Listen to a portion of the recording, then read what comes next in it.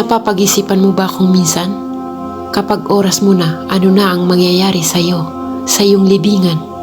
At napag-alaman mo na ba ang sinabi ng Allah subhanahu wa ta'ala? Lakad khalaqnal insana fi ahsani taqwim. Nilikha ko ang tao sa pinakamagandang hubog. At sa tingin mo, ganun na lang ba yun?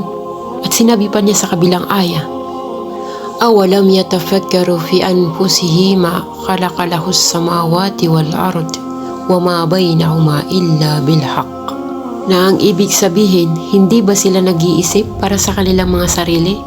Hindi namin nilikha ang mga kalangitan at kalupaan at anuman na sa pagitan nito maliban sa katotohanan at hindi para maglaro lamang. Naisip mo na ba ang sinabi ng dakilang tagapaglikha?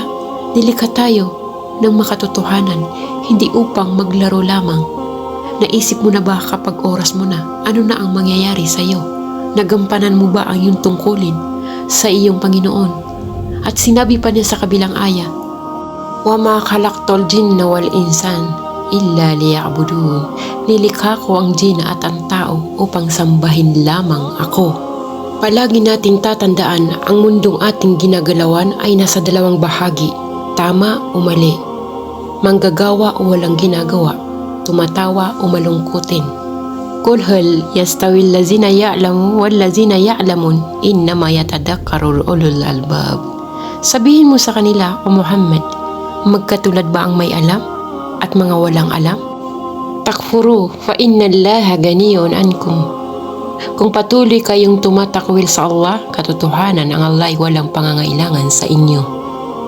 Hintayin niyo na lamang ang sinabi ng Allah, summa radadnahu asfala safilin. Pagkaraan ibabalik ko sila sa pinakamababa.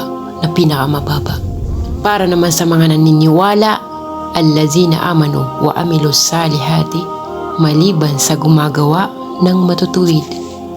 Balakad ja'atka ayati fakadzabta biha wastakbarta wa kunta minal kafirin. Tunay na dumating sa inyo ang aking babala, ikaw ay nagtakwil at nagmalaki at napabilang sa mga hindi naniniwala.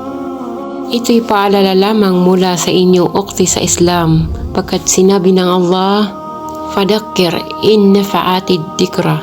Ang ibig sabihin, paalalahanan mo sila kung yun ang makakabuti sa kanila. لقد خلقنا الإنسان في أحسن